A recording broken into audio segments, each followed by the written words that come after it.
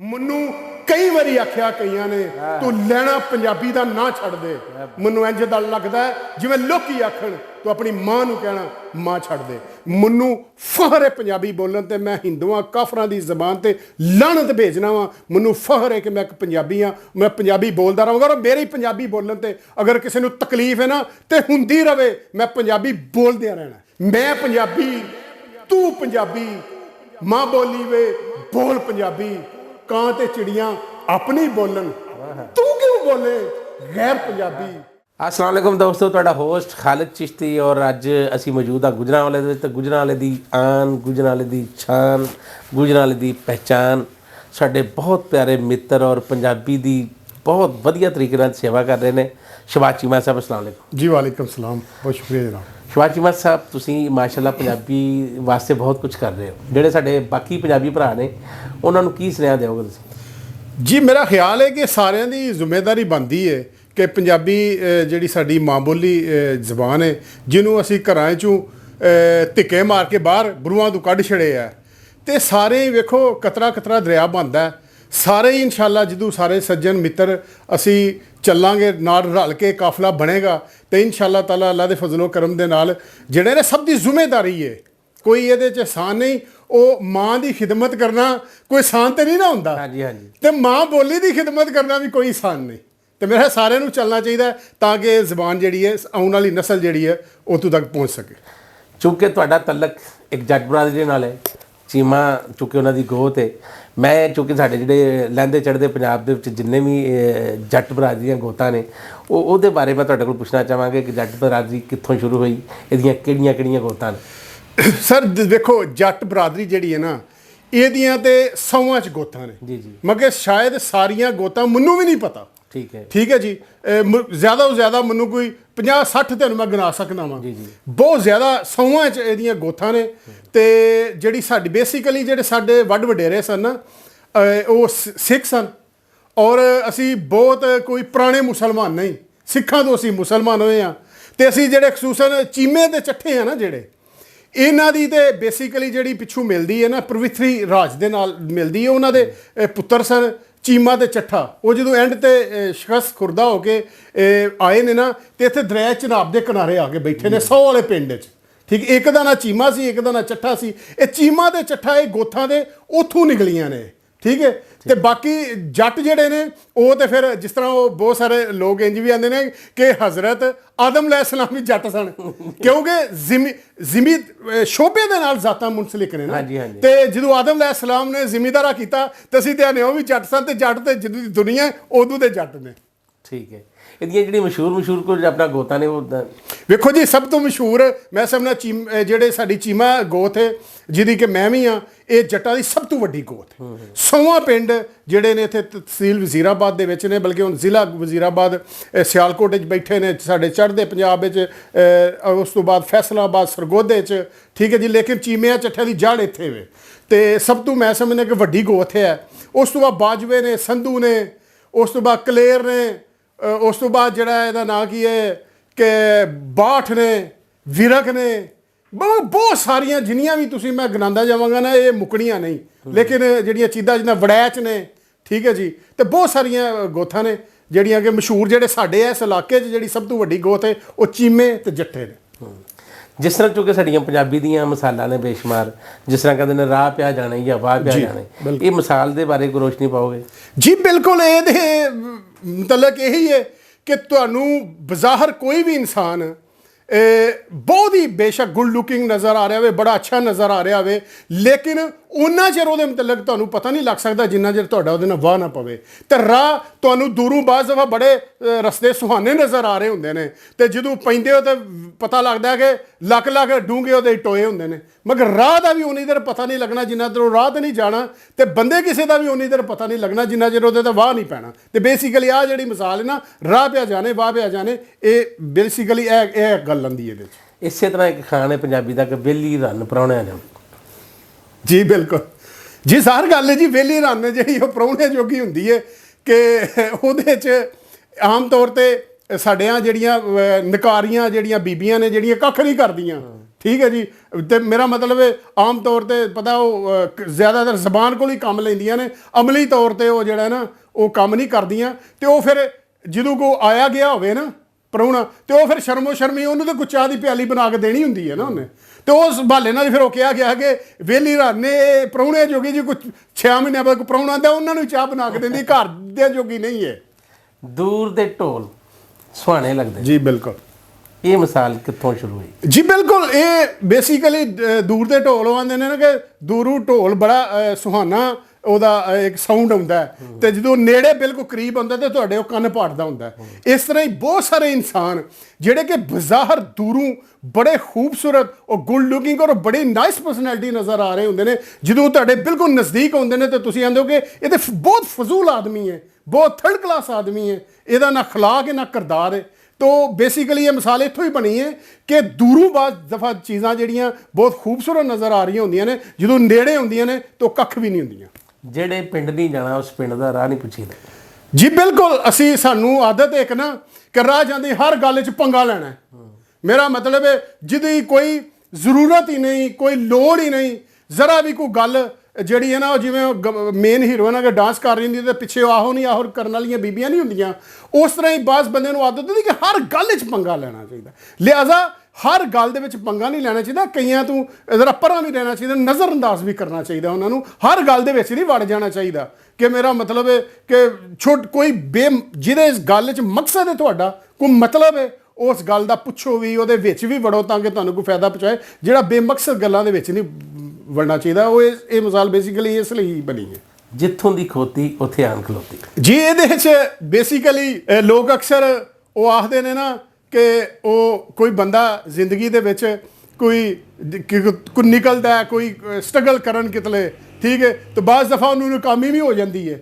ਤੇ ਉਹ ਜਦੋਂ ਪਰਤ ਕੇ ਪਿਛਾਂ ਪਿੰਡ ਆਉਂਦਾ ਨਾ ਤਾਂ ਫਿਰ ਪਿੰਡ ਦੇ ਲੋਕ ਕਹਿੰਦੇ ਨੇ ਲਓ ਜੀ ਜਿੱਥੋਂ ਦੀ ਖੋਤੀ ਉੱਥੇ ਹੀ ਆ ਖਲੋਤੀ। ਉਹ ਬੇਸਿਕਲੀ ਸਾਡੇ ਇੱਕ ਅੱਛਾ ਮੁਹਾਵਰਾ ਤਾਂ ਨਹੀਂ, ਇਹ ਐਜ਼ ਏ ਕਿ ਸ਼ਰੀਕੇ ਬਰਾਦਰੀ ਨਹੀਂ ਇਹ ਕੋਈ ਮੁਹਾਵਰਾ ਕੱਢੇ ਹੈ ਕਿ ਐਵੇਂ ਮੇਰਾ ਮਤਲਬ ਕੋਈ ਨਾਕਾਮ ਹੋ ਕੇ ਪਿਛਾਂ ਪਰਤਿਆ, ਉਹਨੂੰ ਕਾਮਯਾਬੀ ਉਹ ਮਕਸਦ ਵਿੱਚ ਨਹੀਂ ਹੋਈ, ਤੇ ਉਹਦੇ ਫਿਰ ਕਿਸੇ ਸ਼ਰੀਕ ਨੇ ਆਖਿਆ ਹੋਣਾ ਜਿੱਥੋਂ ਦੀ ਖੋਤੀ ਉੱਥੇ ਆ ਖਲੋਤੀ, ਤਾਂ ਉਦੋਂ ਦੀ ਫਿਰ ਮਿਸਾਲ ਬਣ ਗਈ ਹੈ। ਧੋਬੀ ਦਾ ਕੁੱਤਾ ਨਾ ਘਰ ਦਾ ਨਾ ਕਾੜ।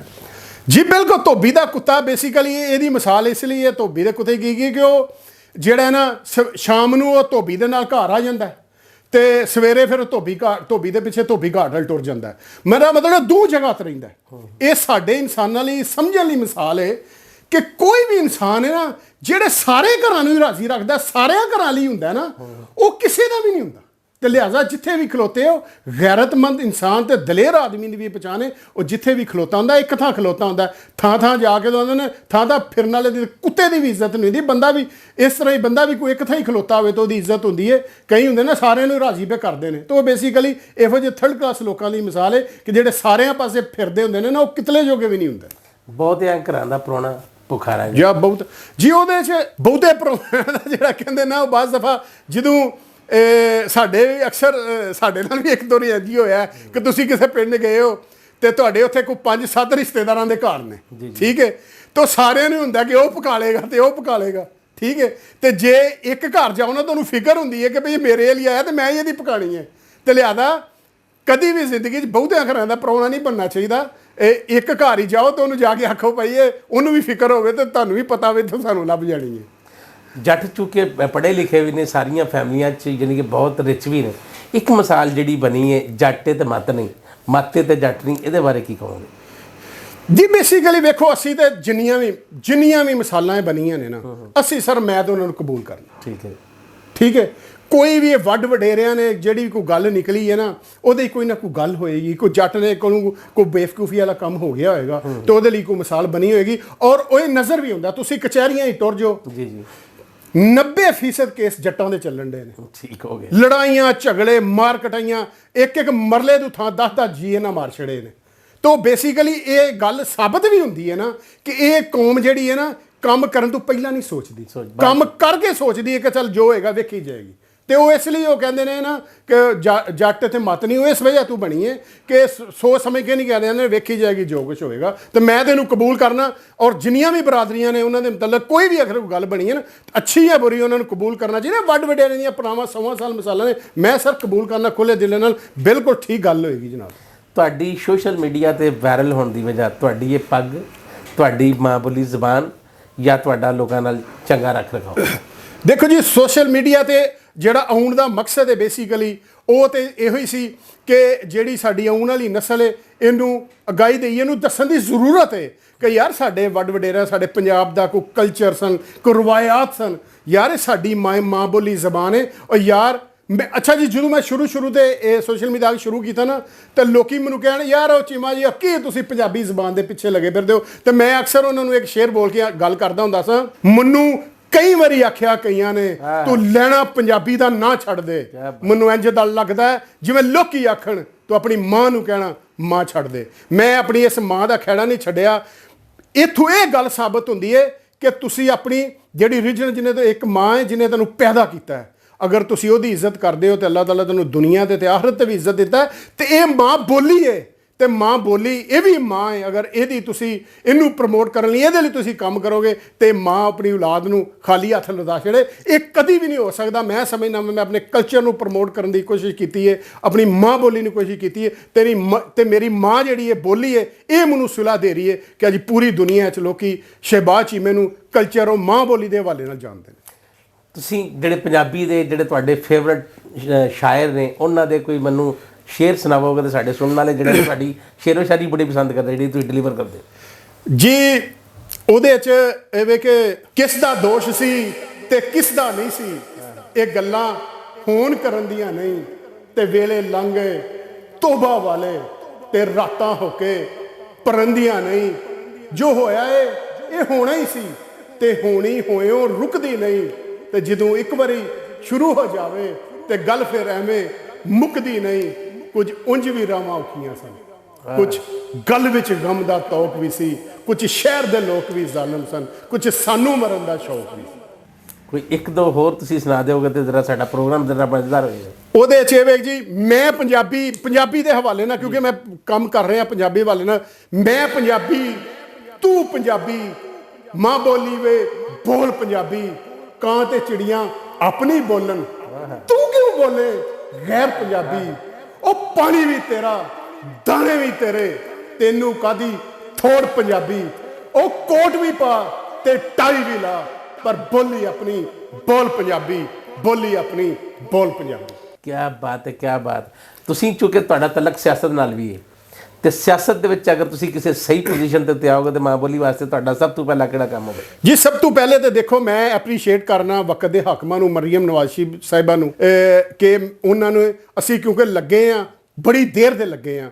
ਪਿਛਲੇ ਸਾਲ ਉਹਨਾਂ ਨੇ ਕਰਾਰਦਾਦ ਪੰਜਾਬ ਅਸੈਂਬਲੀ 'ਚ ਪਾਸ ਹੋ ਗਈ ਪੰਜਾਬ ਅਸੈਂਬਲੀ ਲਈ, ਔਰ ਚੰਦ ਦਿਨ ਪਹਿਲਾਂ ਮਰੀਮ ਨਵਾਜ਼ ਸ਼ਰੀਫ ਸਾਹਿਬਾਂ ਨੇ ਨੋਟੀਫਿਕੇਸ਼ਨ ਜਾਰੀ ਕਰ ਦਿੱਤਾ ਹੈ ਕਿ ਬਹੁਤ ਜਲਦ ਸਕੂਲਾਂ ਦੇ ਵਿੱਚ ਪੰਜਾਬੀ ਜ਼ਬਾਨ ਪੜ੍ਹਾਈ ਜਾਏਗੀ। ਮੈਂ ਸਮਝਦਾ ਵਾਂ ਕਿ ਇਸ ਪੰਜਾਬ ਦੀ ਧੀ ਨੇ ਪੂਰਾ ਪੰਜਾਬੀ ਹੋਣ ਦਾ ਆਪਣਾ ਹੱਕ ਅਦਾ ਕਰ ਦਿੱਤਾ, ਔਰ ਇਨਸ਼ਾਅੱਲਾ ਤਾਲਾ ਅੱਲਾ ਦੇ ਫਜ਼ਲ ਓ ਕਰਮ ਦੇ ਨਾਲ ਇਹ ਪੰਜਾਬੀ ਏਡੇ ਬੇਵਫਾ ਕੌਮ ਨਹੀਂ, ਇਹ ਨੈਕਸਟ ਇਲੈਕਸ਼ਨ 'ਚ ਵੋਟਾਂ ਦੀ ਸ਼ਕਲ ਸੂਦ ਸਮੇਤ ਮਰੀਮ ਨਵਾਜ਼ ਸ਼ਰੀਫ ਨੂੰ ਦੁਬਾਰਾ ਪਿਛਾਂ ਪਰਤਾਣਗੇ। ਜਦੋਂ ਤੱਕ ਮੇਰੀ ਗੱਲ ਕਰਦੇ ਹੋ, ਮੈਂ ਤੇ ਸਰ ਦੇਖੋ ਬਾਰਿਸ਼ ਦਾ ਉਹਨਾਂ ਪਹਿਲੇ ਕਤਰਿਆਂ 'ਚ ਜਦੋਂ ਪੰਜਾਬੀ ਕੋਈ ਬੰਦਾ ਨਹੀਂ ਸੀ ਬੋਲਦਾ, ਲੋਕੀ ਇਨਸਲਟ ਸਮਝਦੇ ਸਨ, ਤੇ ਮੈਂ ਆਪਣੇ ਕਲਚਰ ਨੂੰ ਅਪਣਾਇਆ, ਮੈਂ ਪੱਗ ਤਮਤ ਆਪਣੀ ਮਾਂ ਬੋਲੀ ਬੋਲੀ, ਔਰ ਅੱਲਾ ਦੇ ਫਜ਼ਲ ਓ ਕਰਮ ਦੇ ਨਾਲ ਅੱਜ ਅਸੀਂ ਇਸ ਪੋਜੀਸ਼ਨ ਤੇ ਆ ਗਏ ਹਾਂ ਕਿ ਜਿੰਨੇ ਪਾਕਿਸਤਾਨ ਦੇ ਮਸ਼ਹੂਰ ਚੈਨਲ ਨੇ ਸਾਰਿਆਂ ਨੇ ਪੰਜਾਬੀ ਚੈਨਲ ਆਪਣੇ ਬਣਾ ਲਏ ਨੇ, ਔਰ ਪੰਜਾਬੀ 'ਚ ਗੱਲ ਹੋ ਰਹੀ ਹੈ, ਔਰ ਸਕੂਲਾਂ ਦੇ ਵਿੱਚ ਪੰਜਾਬੀ ਪੜ੍ਹਨ ਲਈ ਨੋਟੀਫਿਕੇਸ਼ਨ ਜਾਰੀ ਹੋ ਗਿਆ। ਮੈਂ ਸਮਝਦਾ ਵਾਂ ਮੇਰੀ ਸਭ ਤੋਂ ਵੱਡੀ ਕਾਮਯਾਬੀ ਇਹ ਵੇ ਕਿ ਮੈਂ ਇਸ ਪੰਜਾਬੀ ਨੂੰ ਘਰਾਂ ਦੇ ਵਿੱਚ ਦੁਬਾਰਾ ਵਾੜਨ ਲਈ ਆਪਣਾ ਛੋਟਾ ਸਾਰਾ ਕਿਰਦਾਰ ਅਦਾ ਕੀਤਾ ਹੈ। ਔਰ ਅਗਰ ਜ਼ਿੰਦਗੀ 'ਚ ਕਦੀ ਮੈਨੂੰ ਮੌਕਾ ਮਿਲਦਾ ਹੈ ਤੇ ਮੈਂ ਅੱਲਾ ਦੇ ਫਜ਼ਲ ਓ ਕਰਮ ਦੇ ਨਾਲ ਪੰਜਾਬੀ ਲਈ ਜੋ ਹੋ ਸਕਿਆ, ਜਿਹੜੇ ਸਾਡੇ ਪੁਰਖਾਂ ਦੇ ਕਲਚਰ ਰਵਾਇਤ ਸਨ, ਮੁਕੰਮਲ 100% ਉਹਨਾਂ ਨੂੰ ਇਸ ਪੰਜਾਬੀ ਆਪਣਾ ਲਾਗੂ ਕਰਾਂਗੇ ਪੰਜਾਬ ਵਿੱਚ, ਤਾਂ ਕਿ ਅਸੀਂ ਜਿੱਥੇ ਵੀ ਪੰਜਾਬ ਦੇ ਕਿਸੇ ਵੀ ਦੁਨੀਆ ਦੇ ਮੁਲਕ ਤੇ ਜਾਈਏ ਨਾ, ਸਾਨੂੰ ਦੱਸਣਾ ਨਾ ਪਵੇ ਕਿ ਅਸੀਂ ਪੰਜਾਬੀ ਹਾਂ, ਸਾਨੂੰ ਵੇਖ ਕੇ ਲੋਕੀ ਆਖਣ ਕਿ ਪੰਜਾਬੀ ਆ ਗਿਆ ਜੇ ਓਏ। ਠੀਕ ਹੈ, ਇਸ ਤਰ੍ਹਾਂ ਹੀ ਗੱਲ ਹੈ। ਮੈਨੂੰ ਇਹ ਦੱਸੋ ਕਿ ਜਿਹੜੇ ਤੁਹਾਡੇ ਸੂਫੀ ਬਜ਼ੁਰਗ ਨੇ ਸਾਡੇ ਪੰਜਾਬ ਦੇ ਲਹਿੰਦੇ ਚੜ੍ਹਦੇ ਦੇ, ਉਹਨਾਂ ਦੇ ਕੋਈ ਜਿਹੜੇ ਤੁਹਾਡੇ ਫੇਵਰਟ ਕੋਈ ਚੰਦ ਨੇ ਉਹਨਾਂ ਦੇ ਨਾਂ? ਸਰ ਦੇਖੋ ਮੈਂ ਸਮਝਦਾ ਵਾਂ ਕਿ ਮੀਆਂ ਮੁਹੰਮਦ ਬਖਸ਼ ਸਾਹਿਬ ਮਾਸ਼ਾਅੱਲਾ ਜ਼ਬਰਦਸਤ ਉਹਨਾਂ ਦੀ ਕਲਾਮ ਨੇ ਕਿ ਉਹਦਾ ਸ਼ੇਰ ਵੀ ਨਾਲ ਹੋਣਾ ਚਾਹੀਦਾ, ਰੂਹ ਰਾਜ਼ੀ ਹੋ ਜਾਂਦਾ ਉਹਨਾਂ ਦਾ। ਠੀਕ ਹੈ ਜੀ। ਤੇ ਉਸ ਤੋਂ ਬਾਅਦ ਜਿਹੜੇ ਵਾਰਿਸ ਸ਼ਾਹ ਜ਼ਬਰਦਸਤ ਇਹ ਲੋਕ ਐਸੇ ਨੇ ਕਿ ਮੈਂ ਕਹਿੰਦਾ ਵਾਂ ਕਿ ਇੱਕ ਸਮੁੰਦਰ ਨੇ। ਜੀ ਜੀ। ਔਰ ਮੈਂ ਸਮਝਦਾ ਵਾਂ ਕਿ ਮੇਰੇ ਜਿਹਾ ਬੰਦਾ ਤੇ ਇਹਨਾਂ ਦਾ ਸ਼ੇਰ ਪੜ੍ਹਨ ਦੀ ਵੀ ਸ਼ਾਇਦ ਕਾਬਲੀਅਤ ਨਹੀਂ ਰੱਖਦਾ। ਇਹ ਏਡੇ ਵੱਡੇ ਇਹਨਾਂ ਪੰਜਾਬੀ ਲਈ ਕੰਮ ਕੀਤਾ। ਮੈਂ ਤੁਹਾਨੂੰ ਗੱਲ ਦੱਸਣਾ ਵਾਂ, ਮੈਂ ਚੰਦ ਸਾਲ ਪਹਿਲਾਂ, ਕਿਉਂਕਿ ਟੂਰ ਚੱਲਦੇ ਰਹਿੰਦੇ ਨੇ ਬਾਹਰ ਦੇ ਵੀ, ਤੇ ਮੈਂ ਚੰਦ ਸਾਲ ਪਹਿਲਾਂ ਜਰਮਨੀ ਦੇ ਵਿੱਚ ਸਾਂ। ਜੀ ਜੀ। ਤੇ ਮੈਨੂੰ ਉੱਥੇ ਇੱਕ ਸਰਦਾਰ ਭਰਾ ਨਾਲ ਮੇਰੀ ਮੁਲਾਕਾਤ ਹੋ ਗਈ। ਤੇ ਸਰਦਾਰ ਭਰਾ ਮੈਨੂੰ ਕਹਿੰਦਾ, ਮੈਂ ਉਹਨੂੰ ਕਹਿ ਰਿਹਾ ਪਹਿਲਾਂ ਕਿ ਯਾਰ ਤੁਸੀਂ ਮਾਸ਼ਾਅੱਲਾ ਬੜੀ ਅੱਛੀ ਪੱਗ ਬੰਨ੍ਹਦੇ ਹੋ, ਪੰਜਾਬੀ ਨੂੰ ਤੁਸੀਂ ਵਾਹਵਾ ਨਾ ਸੰਭਾਲ ਕੇ ਰੱਖੇ ਹੈ, ਤੇ ਸਾਨੂੰ ਬੜਾ ਚੰਗਾ ਲੱਗਦਾ ਕਿ ਸਾਡੇ ਲਹਿੰਦੇ ਪੰਜਾਬ ਦੀ ਨਿਸਬਤ ਚੜ੍ਹਦੇ ਪੰਜਾਬ ਦੇ ਵਿੱਚ ਇਹ ਦੋਵੇਂ ਚੀਜ਼ਾਂ ਬਹੁਤ ਅੱਛੀ ਹਾਲਤ ਵਿੱਚ ਮੌਜੂਦ ਨੇ। ਤੋਂ ਮੈਨੂੰ ਸਰਦਾਰ ਭਰਾ ਸੀ ਮੇਰਾ, ਤਾਂ ਮੈਨੂੰ ਕਹਿੰਦਾ ਚੀਮਾ ਸਾਹਿਬ ਮੈਂ ਤੁਹਾਨੂੰ ਇੱਕ ਗੱਲ ਦੱਸਣਾ ਵਾਂ, ਆ ਜਿਹੜੀ ਪੱਗ ਹੈ ਨਾ ਇਹ ਵੀ ਤੁਹਾਡੀ ਹੈ, ਤੇ ਆ ਜਿਹੜੀ ਮਾਂ ਬੋਲੀ ਹੈ ਨਾ ਇਹ ਵੀ ਤੁਹਾਡੀ ਹੈ, ਲਹਿੰਦੇ ਪੰਜਾਬ ਵਾਲਿਆਂ ਦੀ। ਜੀ ਜੀ। ਮੈਂ ਕਿਹਾ ਉਹ ਬਈ ਕਿਸ ਤਰ੍ਹਾਂ? ਉਹ ਮੈਨੂੰ ਕਹਿੰਦਾ ਜੀ ਆ ਜਿਹੜੀ ਪੱਗ ਹੈ ਨਾ ਤੁਹਾਨੂੰ ਪਤਾ ਹੈ ਕਿਹਦੀ ਹੈ?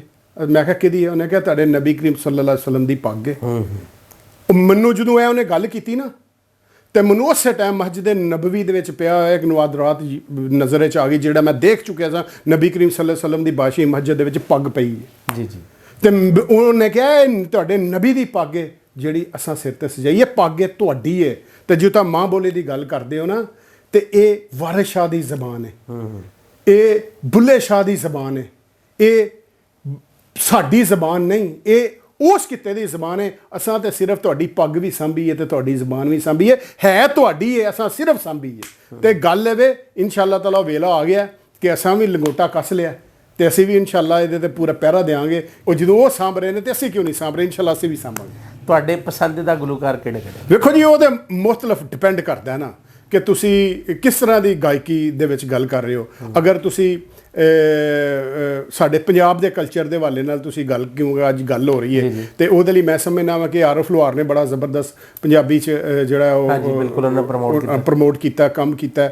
ਤੇ ਉਸ ਤੋਂ ਬਾਅਦ ਮੈਂ ਸਮਝਦਾ ਵਾਂ ਸਾਡੇ ਚੜ੍ਹਦੇ ਪੰਜਾਬ ਵਿੱਚ ਜਿਹੜਾ ਆਪਣਾ ਸੱਧੂ ਮੂਸੇ ਵਾਲਾ, ਮੈਂ ਕਹਿੰਦਾ ਯਾਰ ਜਿੰਨਾ ਉਹ ਪੰਜਾਬੀ ਕਲਚਰ ਨੂੰ ਪ੍ਰਮੋਟ ਕਰ ਗਿਆ ਨਾ ਬੰਦਾ, ਸ਼ਾਇਦ ਅਸੀਂ ਸਾਰੇ ਰਲ ਕੇ ਵੀ ਨਹੀਂ ਕਰ ਸਕਦੇ। ਨਹੀਂ ਬਿਲਕੁਲ, ਗਾਣਿਆਂ ਦੀ ਸ਼ਕਲ 'ਚ ਬਿਲਕੁਲ ਉਹਨਾਂ ਨੇ ਕੀਤਾ। ਪਰ ਗੁਰਦਾਸ ਮਾਨ ਜੀ ਜਿਹੜੇ ਨੇ ਉਹਨਾਂ ਨੇ, ਗੁਰਦਾਸ ਮਾਨ ਤੇ ਭਲਵਾਨ ਆਦਮੀ ਨਾ ਸਰ, ਗੁਰਦਾਸ ਮਾਨ ਤੇ ਦਾਦਾ ਤੇ ਪੋਤਰੇ ਨੇ। ਠੀਕ ਹੈ, ਗੁਰਦਾਸ ਮਾਨ ਦਾ ਤਾਂ ਲੈਵਲ ਹੀ ਨਹੀਂ ਨਾ। ਗੁਰਦਾਸ ਮਾਨ ਭਲਵਾਨ ਆਦਮੀ ਹੈ, ਤੇ ਉਹਨੂੰ ਤਾਂ ਅਸੀਂ ਬਚਪਨ ਤੋਂ ਵੇਖਦੇ ਆ ਰਹੇ ਹਾਂ, ਤੇ ਉਹ ਬੱਬਰ ਸ਼ੈਲ ਜ਼ਬਰਦਸਤ। ਜੇ ਉਹ ਉਧਰ ਜਾਓਗੇ ਤੇ ਮੈਂ ਸਮਝਦਾ ਵਾਂ ਤੇ ਫਿਰ ਉਹ ਗੁਰਦਾਸ ਮਾਨ ਤੇ ਬਹੁਤ ਭਾਰਾ ਬੰਦਾ। ਤੁਹਾਡੀ ਪਸੰਦੀਦਾ ਫਿਲਮ ਕਿਹੜੀ ਕਿਹੜੀ? ਵੇਖੋ ਜੀ, ਫਿਲਮਾਂ ਹੁਣ ਤੇ ਹਰ ਵੇਖਣ ਦਾ ਟਾਈਮ ਹੀ ਨਹੀਂ ਮਿਲਦਾ, ਬਹੁਤ ਟਾਈਮ ਲੰਘ ਜਾਂਦਾ ਕਿ ਜਿਹੜਾ ਨਾ, ਅਗਰ ਤੁਸੀਂ ਪਾਕਿਸਤਾਨੀ ਫਿਲਮਾਂ ਦੇ ਹਵਾਲੇ ਨਾਲ ਗੱਲ ਕਰੋ ਤੇ ਲੇਟੈਸਟ ਮੈਂ ਜਿਹੜੀ ਦੇਖੀ ਸੀ ਚੂੜੀਆਂ ਫਿਲਮ, ਕਾਫੀ ਦੇਰ ਪਹਿਲਾਂ ਸੈਯਦ ਨੂਰ ਦੀ ਫਿਲਮ ਸੀ, ਬੜੀ ਜ਼ਬਰਦਸਤ ਉਹ ਫਿਲਮ ਸੀ ਜਿਹਨੇ ਪਾਕਿਸਤਾਨ ਦਾ ਰਿਕਾਰਡ ਬਣਾਇਆ ਕਿ ਸਭ ਤੋਂ ਜ਼ਿਆਦਾ ਬਿਜ਼ਨਸ ਕੀਤਾ। ਮੈਂ ਸਮਝਦਾ ਮੇਰੀ ਉਹ ਫੇਵਰੇਟ ਫਿਲਮ, ਸਾਇਮਾ ਵੈਸੇ ਵੀ ਮੇਰੀ ਫੇਵਰੇਟ ਅਦਾਕਾਰ ਹੈ। ਠੀਕ ਹੈ ਜੀ। ਤੇ ਤਾਂ ਕਿ ਉਹ ਇਸ ਲਈ ਉਹ ਵੀ ਕਿਸ ਤਰ੍ਹਾਂ ਹੈ, ਵੇਖੋ ਮੇਰੇ ਹਰ ਚੀਜ਼ ਦੇ ਨਾਲ ਨਾ ਪੰਜਾਬੀਅਤ ਜੁੜੀ ਹੈ ਕਿ ਉਹ ਪੰਜਾਬ ਦੀ ਇੱਕ ਕਲਚਰ, ਪੰਜਾਬ ਦੀ ਇੱਕ ਮੁਟਿਆਰ ਨਜ਼ਰ ਆਉਂਦੀ ਹੈ ਕਿ ਇਹ ਜੇ ਪੰਜਾਬੀ ਮੁਟਿਆਰ। ਇਸ ਤਰ੍ਹਾਂ ਹੀ ਹੈ। ਠੀਕ ਹੈ, ਇਸ ਵਜ੍ਹਾ ਤੋਂ ਮੇਰੀ ਫੇਵਰੇਟ ਹੈ। ਤੇ ਉਸ ਤੋਂ ਬਾਅਦ ਜਿਹੜੇ ਸਾਡੇ ਚੜ੍ਹਦੇ ਪੰਜਾਬ ਦੀਆਂ ਤੇ ਬਹੁਤ ਸਾਰੀਆਂ ਫਿਲਮਾਂ ਨੇ ਪੁਰਾਣੀਆਂ ਜਿਹੜੀਆਂ ਅਸੀਂ ਦੇਖਦੇ ਰਹੇ ਹਾਂ, ਤੇ ਮੇਰਾ ਖਿਆਲ ਹੈ ਕਿ ਪਾਕਿਸਤਾਨੀ ਜਿਹੜੀ ਫਿਲਮ ਹੈ ਉਹ ਮੇਰੇ ਲਈ ਚੂੜੀਆਂ ਹੀ ਜ਼ਬਰਦਸਤ। ਸਹੀ। ਕਦੀ ਆਪ ਲਿਖਣ ਦਾ ਦਿਲ ਕੀਤਾ ਹੋਵੇ ਕੁਝ? ਮੈਂ ਸਮਝਣਾ ਜੀ ਲਿਖਣ ਵਾਲਾ ਬੰਦਾ ਨਹੀਂ, ਜਿਹੜੀ ਗੱਲ ਸਹੀ ਹੈ। ਤਾਂ ਕਿ ਮੈਂ ਜਿਸ ਕੰਮ ਦਾ ਨਾ ਮੈਨੂੰ ਆਉਂਦਾ ਨਾ ਹੋਵੇ ਨਾ, ਮੈਂ ਰਾਹ ਜਾਂਦੇ ਐਵੇਂ ਉਹਦੇ ਪੰਗੇ ਨਹੀਂ ਪਾਉਂਦਾ। ਠੀਕ ਹੈ, ਮੇਰੀ ਫੀਲਡ ਨਹੀਂ ਉਹ ਲਿਖਣਾ ਬੇਸਿਕਲੀ, ਜਿਹੜੀ ਗੱਲ ਸਹੀ ਹੈ। ਤੇ ਮੈਂ ਉਹਦੇ 'ਚ ਪੰਗਾ ਨਹੀਂ ਪਾਵਾਂਗਾ। ਮੈਂ ਸਮਝਾਂਗਾ ਜਿਹੜਾ ਮੈਂ 100% ਲੋਕਾਂ ਨੂੰ ਦੇ ਸਕਾਂ, ਮੈਨੂੰ ਸਿਰਫ ਉਹ ਕਰਨਾ ਚਾਹੀਦਾ ਜਿਹਦੇ ਲਈ ਮੈਂ ਪੈਦਾ ਹੋਇਆ। ਜਿਹੜਾ ਟੈਲੈਂਟ ਰੱਬ ਨੇ ਮੇਰੇ ਅੰਦਰ ਰੱਖਿਆ ਨਾ, ਮੈਂ ਉਸ ਟੈਲੈਂਟ ਤੇ ਹੀ ਕੰਮ ਕਰਾਂਗਾ। ਤੇ ਉਹਦੇ 'ਚ ਇਨਸ਼ਾਅੱਲਾ ਬੜੀ ਬਿਹਤਰੀ ਹੋ ਰਹੀ ਹੈ। ਔਰ ਪੂਰੀ ਦੁਨੀਆ 'ਤੇ ਅਸੀਂ ਜਾ ਰਹੇ ਹਾਂ, ਮੁਖਤਲਿਫ ਚੈਨਲਾਂ 'ਤੇ ਸਾਡੇ ਇੰਟਰਵਿਊਜ਼ ਵਗੈਰਾ, ਰਿਕਾਰਡ, ਸਾਰੀਆਂ ਚੀਜ਼ਾਂ ਇਨਸ਼ਾਅੱਲਾ ਉਹਦੇ ਜਾ ਰਹੇ ਹਾਂ। ਜਿਹੜਾ ਕੰਮ ਉਹਨੂੰ ਆਉਂਦਾ ਨਹੀਂ, ਮੈਂ ਉਹ ਨਹੀਂ ਕਰਦਾ। ਕਦੀ ਵਿਹਲਿਆਂ, ਕਦੀ ਐਵੇਂ ਹੀ ਬੈਠਿਆ ਗੁਣਗੁਣਾਉਣਾ ਸ਼ੁਰੂ ਕਰ ਦਿੱਤਾ ਹੋਵੇ ਜਾਂ ਗਾਣਾ ਆਉਂਦਾ? ਦੇਖੋ ਜੀ, ਵਾਸ਼ਰੂਮ ਦੇ ਤਾਂ ਸਾਰੇ ਸਿੰਗਰ ਹੁੰਦੇ ਨੇ ਨਾ, ਲੇਕਿਨ ਮੈਂ, ਅਗਰ ਤੁਸੀਂ ਮੈਨੂੰ ਗਾਇਕੀ ਦੇ ਹਵਾਲੇ ਨਾਲ ਗੱਲ ਪੁੱਛੋਗੇ ਨਾ, ਤੇ ਮੈਂ ਨਾ ਬਹੁਤ ਅੱਛਾ ਸੁਣਨ ਵਾਲਾ ਹਾਂ, ਬਹੁਤ ਅੱਛਾ ਸੁਣਨ ਵਾਲਾ। ਔਰ ਮੇਰੇ ਸਾਹਮਣੇ ਕੋਈ ਮਾੜਾ ਬੰਦਾ ਮੇਰੇ ਇਖਤਿਆਰੇ 'ਚ ਇਹ ਹੋਵੇ ਨਾ ਕਿ ਕਿਸੇ ਨੂੰ ਸਜ਼ਾ ਦੇਣੀ, ਤੇ ਮੈਂ ਸੁਰਾਂ ਨਾਲ ਪੰਗਾ ਲੈਣ ਵਾਲੇ ਨੂੰ ਸਜ਼ਾ ਜ਼ਰੂਰ ਦਿਆਂ ਕਿ ਤੇਰੀ ਧੁੱਕ ਬਣਦਾ। ਮਾੜਾ ਅਦਾਕਾਰ ਚੱਲ ਸਕਦਾ, ਮਾੜਾ ਸੁਰਾਂ ਨੂੰ ਪੰਗਾ ਲੈਣ ਵਾਲੇ ਬੰਦੇ ਨੂੰ ਤਾਂ ਸਜ਼ਾ ਹੋਣੀ ਚਾਹੀਦੀ ਹੈ। ਤੇ ਉਹ ਫਿਰ ਛੁੱਟ ਗਿਆ ਸੀ ਵਾਸ਼ਰੂਮ ਜਿਹੜੀ ਉਹ ਸਿੰਗਿੰਗਦਾਰ ਬੰਦਾ ਹੀ ਹੁੰਦਾ ਉੱਥੇ ਕਿਤੇ ਥੋੜਾ ਬਹੁਤਾ ਗੁੰਗਾ ਤੇ ਆਨ ਕੈਮਰਾ ਵੀ ਅੱਜ ਥੋੜੀ ਨਹੀਂ ਉਹ ਇਹ ਵੀ ਮੇਰੀ ਫੀਲਡ ਨਹੀਂ। ਮੈਂ ਥੋੜੇ ਦਿਨ ਪਹਿਲਾਂ ਇੱਕ ਚੈਨਲ ਤੇ ਇੰਟਰਵਿਊ ਦੇ ਰਿਕਾਰਡ ਮੇਰਾ ਹੋ ਰਿਹਾ ਸੀ ਤੇ ਉਹ ਵੀ ਮੈਨੂੰ ਬਾਰ-ਬਾਰ ਕਹਿੰਦੇ ਮੈਂ ਕਿਹਾ ਯਾਰ ਮੇਰੀ ਫੀਲਡ ਨਹੀਂ, ਤੁਹਾਡੀ ਮਿਹਰਬਾਨੀ।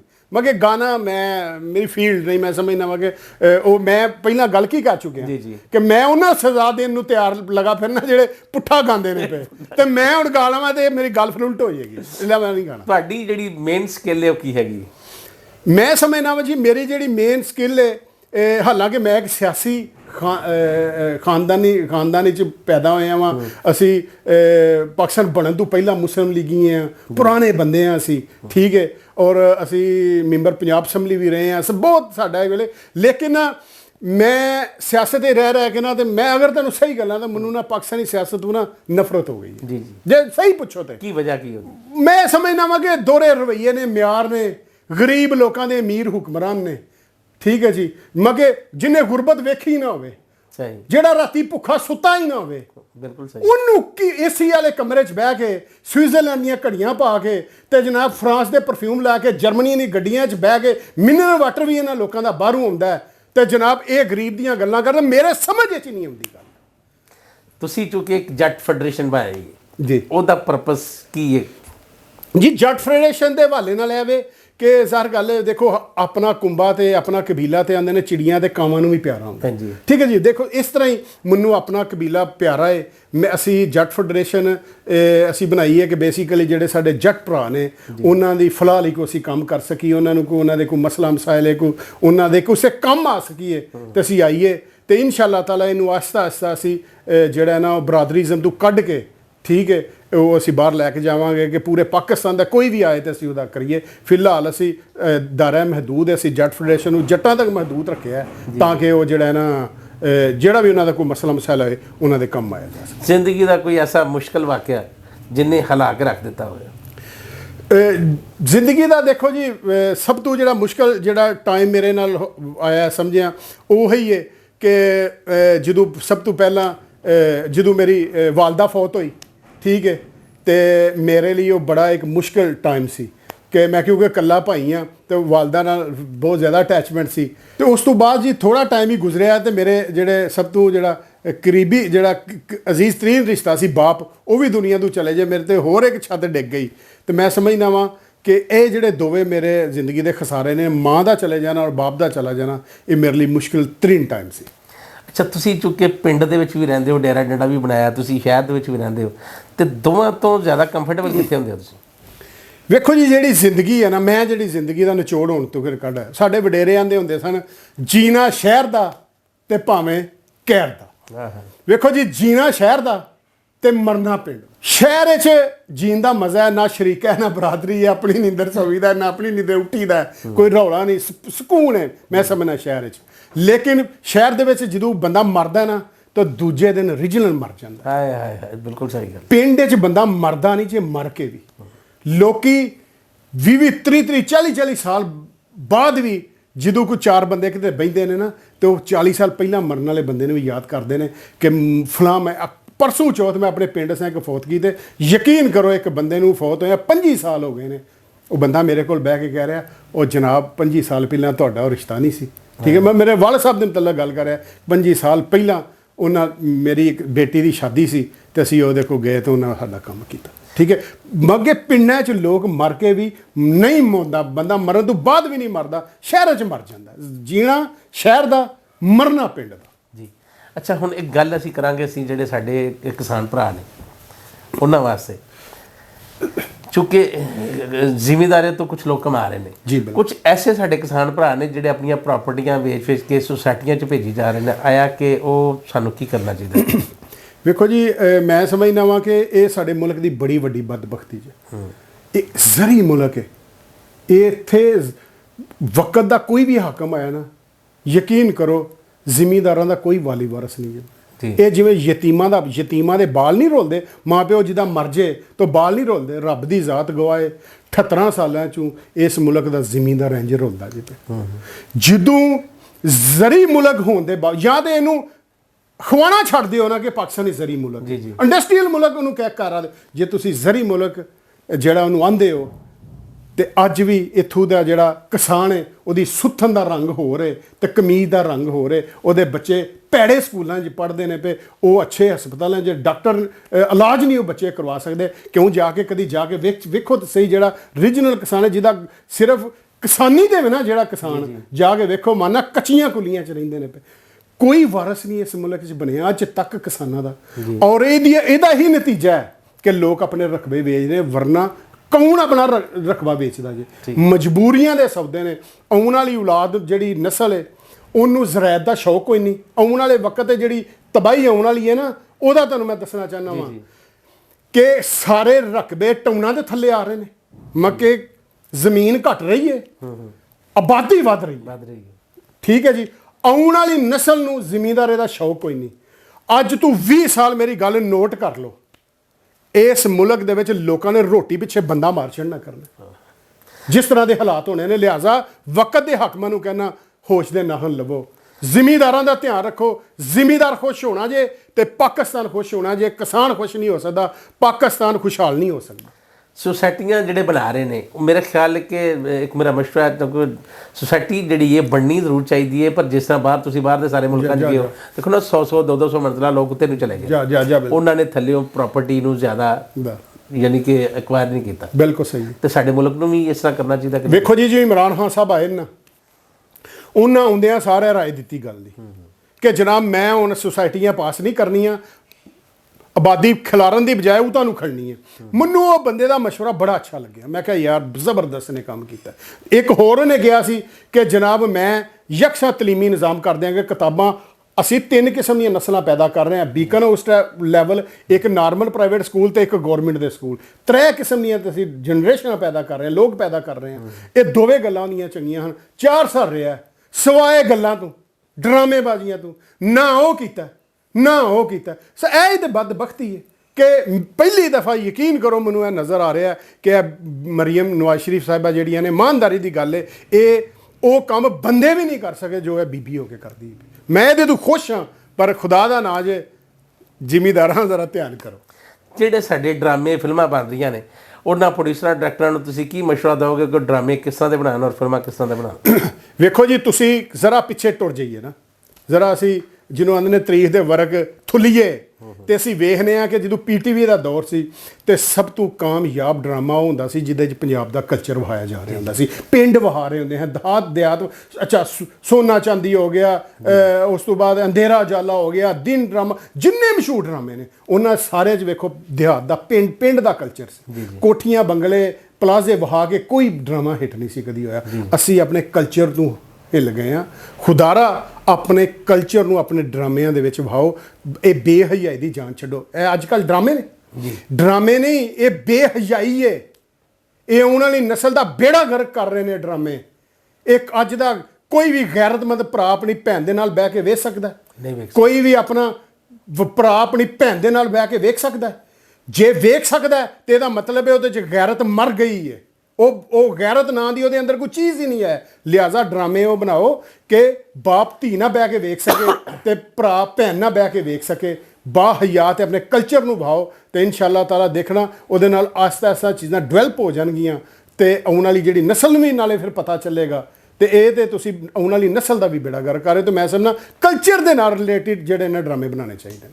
ਸਾਡੀ ਜਿਹੜੀ ਯੂਥ ਹੈ, ਸਾਡੇ ਪੰਜਾਬ ਦੇ ਜਿਹੜੇ ਧੀਆਂ ਪੁੱਤਰ ਨੇ ਸਾਡੇ, ਚੂੰਕਿ ਉਹਨਾਂ ਨੇ ਅੱਗੋਂ ਨਸਲਾਂ ਲੈ ਕੇ ਅੱਗੇ ਜਾਣਾ, ਉਹਨਾਂ ਨੂੰ ਤੁਸੀਂ ਕੀ ਪੈਗਾਮ ਦਿਓਗੇ? ਮੈਂ ਉਹਨਾਂ ਨੂੰ ਇਹ ਕਹਾਂਗਾ ਕਿ ਜਨਾਬ ਸਾਡੀ ਤਾਂ ਮਾਂ ਬੋਲੀ ਸੀ ਨਾ, ਸਾਡੀ ਮਾਂ ਦੀ ਪੰਜਾਬੀ ਜ਼ਬਾਨ ਸੀ ਤੇ ਸਾਡੀ ਵੀ ਪੰਜਾਬੀ ਹੈ।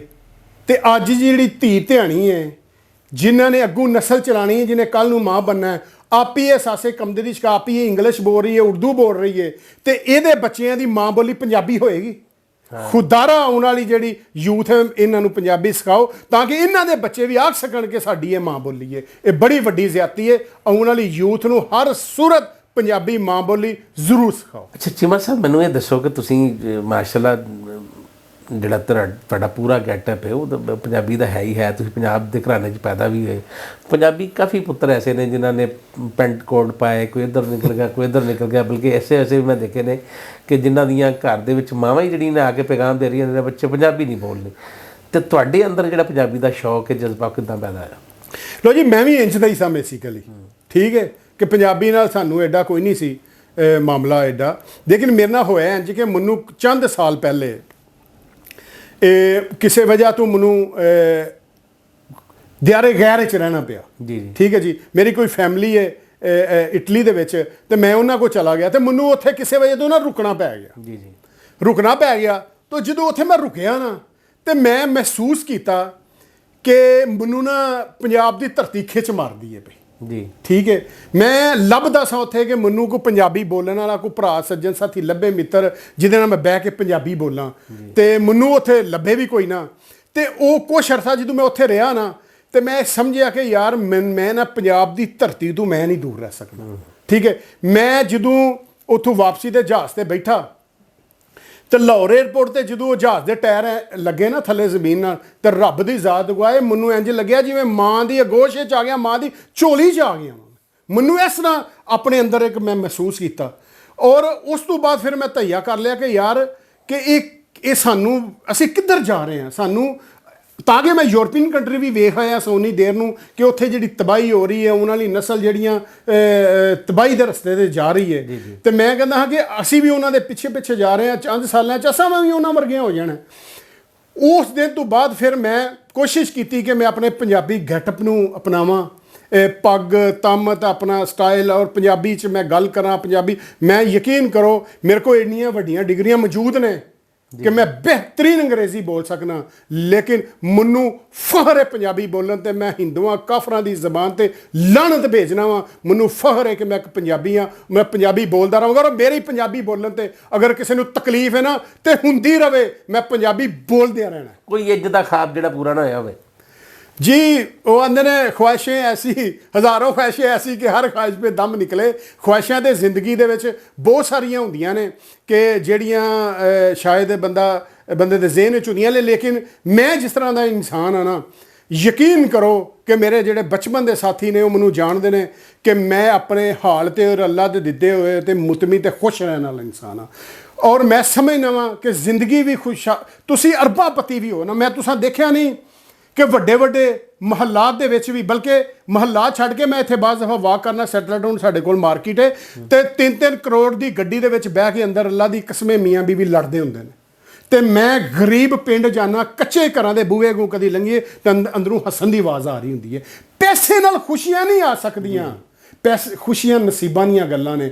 ਮੈਂ ਕਹਿੰਦਾ, ਔਰ ਜਿੱਥੇ ਤੁਸੀਂ ਮੁਤਮਿਨ ਹੋ, ਅਗਰ ਤੁਸੀਂ ਮੁਤਮਿਨ ਰਹਿਣ ਵਾਲੇ ਇਨਸਾਨ ਹੋ ਤੁਸੀਂ ਖੁਸ਼ ਹੋ। ਗੈਰ ਮੁਤਮਿਨ ਵਾਲੇ, ਅਗਰ ਗੈਰ ਮੁਤਮਿਨ ਇਨਸਾਨ ਹੋ ਤੁਸੀਂ ਅੱਲਾਹ ਤਾਲਾ ਜਿੰਨਾ ਵੀ ਦੇ ਦੇ ਤੁਸੀਂ ਖੁਸ਼ ਨਹੀਂ ਰਹਿ ਸਕਦੇ। ਮੈਂ ਜਿੱਥੇ ਵੀ ਹਾਂ ਮੇਰੇ ਕੋਲ ਬਹੁਤ ਕੁਝ ਮੌਜੂਦ ਹੈ, ਰੱਬ ਦਾ ਦਿੱਤਾ ਨੇਮਤਾਂ, ਸਿਹਤ, ਇੱਜ਼ਤ, ਸਾਰੇ ਮਾਮਲਾਤ। ਮੈਂ ਕਹਿੰਦਾ ਵਾਂ ਕਿ ਮੈਂ ਸ਼ਾਇਦ ਇਹ ਰੱਬ ਦਾ ਸਾਰੀ ਜ਼ਿੰਦਗੀ ਲੱਗਾ ਰਹਾ ਤੇ ਜੋ ਉਹਨੇ ਮੈਨੂੰ ਦਿੱਤਾ ਨਾ, ਮੈਂ ਤੇ ਇਹਦਾ ਵੀ ਲਾਣਾ ਨਹੀਂ ਲਾ ਸਕਦਾ, ਮੈਂ ਇਹਦਾ ਵੀ ਸ਼ੁਕਰੀਆ ਅਦਾ ਨਹੀਂ ਕਰ ਸਕਦਾ। ਲਿਹਾਜ਼ਾ ਮੈਂ ਖੁਸ਼ ਹਾਂ ਜੋ ਅੱਲਾ ਦਿੱਤਾ। ਬਾਕੀ ਜਿਹੜੇ ਦਿਮਾਗੀ ਕੋਈ ਖੁਆਇਸ਼ਾਂ ਹੈ ਨੇ ਜਾਇਜ਼, ਉਹ ਮੈਨੂੰ ਯਕੀਨ ਹੈ ਕਿ ਮੇਰਾ ਸੋਹਣਾ ਰੱਬ ਜਿਹੜਾ ਉਹ ਵੀ ਇਨਸ਼ਾਅੱਲਾ ਵਕਤ ਦੇ ਨਾਲ ਪੂਰੀਆਂ ਕਰ ਦੇਗਾ। ਜ਼ਿੰਦਗੀ ਦੇ ਵਿੱਚ ਕਦੀ ਬੇਬਸ ਹੋ ਗਏ ਹੋ? ਬੇਬਸ ਦੇਖੋ ਸਰ, ਗੱਲ ਹੈ ਬੇਬਸ ਇਸ ਤਰ੍ਹਾਂ ਹੀ ਹੁੰਦਾ ਹੈ। ਮੈਂ ਤੁਹਾਨੂੰ ਦਿਲ ਦੀ ਅੰਦਰ ਦੀ ਗੱਲ ਤੁਹਾਨੂੰ ਮੈਂ ਦੱਸਣਾ ਵਾ, ਕਿਉਂਕਿ ਮੈਂ ਇਕੱਲਾ ਭਾਈ ਹਾਂ। ਅੱਛਾ, ਜਿਹੜਾ ਇੱਕ ਸਫੇਦ ਪੋਸ਼ ਆਦਮੀ ਹੁੰਦਾ ਨਾ, ਜਿਹਦਾ ਕਲਚਰ ਰਵਾਇਤ ਭਰਮ ਜਿਹਦੀ ਜ਼ਿੰਦਗੀ 'ਚ ਹੁੰਦੇ ਨੇ, ਠੀਕ ਹੈ, ਕਿ ਓਲੇ ਪਰਦੇ ਬਣੇ ਹੁੰਦੇ ਨੇ। ਮੈਂ ਉਹ ਬੰਦਾ ਵਾਂ। ਮੇਰੇ ਬਾਪ ਨੇ ਵੀ ਸਾਰੀ ਜ਼ਿੰਦਗੀ ਇੰਜ ਦੀ ਗੁਜ਼ਾਰੀ ਹੈ ਕਿ ਕਦੀ ਵੀ ਮੁਸ਼ਕਲ ਤੋਂ ਮੁਸ਼ਕਲ ਟਾਈਮ ਵਿੱਚ ਵੀ ਨਾ ਕਿਸੇ ਬੰਦੇ ਨੂੰ ਉਹਨਾਂ ਸਵਾਲ ਨਹੀਂ ਕੀਤਾ ਕਿ ਮੈਨੂੰ ਰਲੀ। ਅੱਛਾ, ਉਹ ਨੇਚਰ ਮੇਰੇ 'ਚ ਆ ਗਈ ਹੈ। ਮੇਰੇ ਦੇ ਕੋਲ ਔਖਾ ਟਾਈਮ ਹੀ ਆਇਆ ਹੋਵੇ ਤੇ ਮੇਰੇ 'ਚ ਇੰਨੀ ਹਿੰਮਤ ਨਹੀਂ ਮੈਂ ਕਿਸੇ ਨੂੰ ਕਹਿ ਸਕਾਂ ਮੈਨੂੰ ਰਲੇ। ਤੇ ਲਿਹਾਜ਼ਾ ਕਿਉਂਕਿ ਮੈਂ ਇਕੱਲਾ ਭਾਈ ਹਾਂ, ਭਰਾ ਦੀ ਵੀ ਸਪੋਰਟ ਕਰਦੇ ਨਾ, ਆਂਦੇ ਨੇ ਭਰਾ ਭਰਾਵਾਂ ਦੀਆਂ ਬਾਹਾਂ ਹੁੰਦੀਆਂ, ਮੇਰਾ ਕਿਉਂਕਿ ਉਹ ਵੀ ਨਹੀਂ। ਤੇ ਮੈਨੂੰ ਨਾ ਬਾਜ਼ ਦਫਾ ਇਹ ਚੀਜ਼ਾਂ ਫੀਲ ਹੁੰਦੀਆਂ ਨੇ ਕਿ ਮੇਰੇ ਨਾਲ ਕੋਈ ਨਹੀਂ ਨਾ, ਤੇ ਕਿਸੇ ਨੂੰ ਮੈਂ ਆਖਣਾ ਨਹੀਂ। ਹਾਲਾਂਕਿ ਮੇਰੇ ਐਸੇ ਇਸ ਤਰ੍ਹਾਂ ਦੇ ਯਾਰ ਸੱਜਣ ਨੇ ਕਿ ਉਹ ਆਪਣਾ ਆਪ ਵੇਚ ਵੀ ਮੇਰੇ ਕਦਮਾਂ 'ਚ ਰੱਖ ਜਾਣ, ਲੇਕਿਨ ਮੈਂ ਆਪਣਾ ਭਰਮ ਨਹੀਂ ਗਵਾਉਂਦਾ ਉਹਨਾਂ ਦੇ ਸਾਹਮਣੇ ਵੀ। ਲਿਹਾਜ਼ਾ ਮੈਂ ਸਮਝਦਾ ਵਾਂ ਕਿ ਮੈਂ ਜਦੋਂ ਇੰਜ ਦੀ ਨੇਚਰ ਰੱਖਣਾ ਵਾ ਤੇ ਮੇਰਾ ਰੱਬ ਮੇਰੇ ਨਜ਼ਦੀਕ ਹੁੰਦਾ ਤੇ ਉਹ ਫੌਰਨ ਅਗਰ ਕੋਈ ਜ਼ਿੰਦਗੀ 'ਚ ਮਸਲਾ ਵਕਤ ਜ਼ਿੰਦਗੀ 'ਚ ਆਏ ਨੇ ਇੰਜ ਦੇ, ਲੇਕਿਨ ਉਹਲਾ ਪਰਦਾ ਨਹੀਂ, ਭਰਮ ਨਹੀਂ ਲੱਥਾ। ਸ਼ੁਕਰ ਅਲਹਮਦੁਲਿਲਾ। ਔਰ ਮੇਰੇ ਰੱਬ ਨੇ ਐਨ ਮੌਕੇ ਮੇਰਾ ਰੱਬ ਮੈਨੂੰ ਰਲ ਜਾਂਦਾ। ਤੇ ਲਿਆਦਾ ਸ਼ੁਕਰ ਅਲਹਮਦੁਲਿਲਾ। ਜੀ ਸਜਣੋ ਬੇਲੀਓ, ਸਾਡੇ ਪ੍ਰੋਗਰਾਮ ਦਾ ਵੇਲਾ ਚੁੱਕੇ ਹੁਣ ਖਤਮ ਹੋਣ ਤੇ ਆਇਆ। ਸ਼ਿਵਾਜ ਚੀਮਾ ਸਾਹਿਬ ਦੀ ਜਿਹੜੀ ਮਾਂ ਬੋਲੀ ਦੇ ਉੱਤੇ ਤੁਸੀਂ ਜਿੰਨੀ ਗੁਫ਼ਤਗੂ ਸੁਣੀ, ਉਹਦੇ ਵਿੱਚ ਤੁਹਾਨੂੰ ਸਿੱਖਣ ਨੂੰ ਕੋਈ ਚੀਜ਼ ਮਿਲੀ ਤੇ ਕਮੈਂਟ ਬਾਕਸ ਵਿੱਚ ਜ਼ਰੂਰ ਦੱਸਿਆ ਜੇ। ਤੇ ਕਮੈਂਟ ਬਾਕਸ ਵਿੱਚ ਇਹ ਵੀ ਜ਼ਰੂਰ ਲਿਖਣਾ ਕਿ ਤੁਸੀਂ ਪਾਕਿਸਤਾਨ ਦੇ ਵਿੱਚ, ਇੰਡੀਆ 'ਚ ਜਾਂ ਦੁਨੀਆ ਦੇ ਕਿਸੇ ਵੀ ਖਿੱਤੇ, ਕਿਹੜੇ ਟਾਊਨ 'ਚੋਂ, ਕਿਹੜੀ ਗਲੀ ਮਹੱਲੇ 'ਚੋਂ ਤੁਸੀਂ ਸਾਡਾ ਇਹ ਪ੍ਰੋਗਰਾਮ ਦੇਖ ਰਹੇ ਹੋ, ਤਾਂ ਕਿ ਸਾਨੂੰ ਪਤਾ ਲੱਗੇ ਸਾਡੇ ਚਾਹਣ ਵਾਲੇ ਲੋਕ ਕਿੱਥੇ ਕਿੱਥੇ ਨੇ।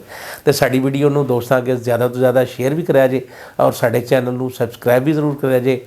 ਨੈਕਸਟ ਮਿਲਾਂਗੇ ਕਿਸੇ ਐਸੇ ਤਰ੍ਹਾਂ ਦੇ ਸੱਜਣ ਦੇ ਨਾਲ। ਸਾਨੂੰ ਦਿਓ ਇਜਾਜ਼ਤ। ਅੱਲਾ ਹਾਫਿਜ਼। ਬਹੁਤ ਸ਼ੁਕਰੀਆ, ਰੱਬ ਦੇ ਹਵਾਲੇ ਜੀ।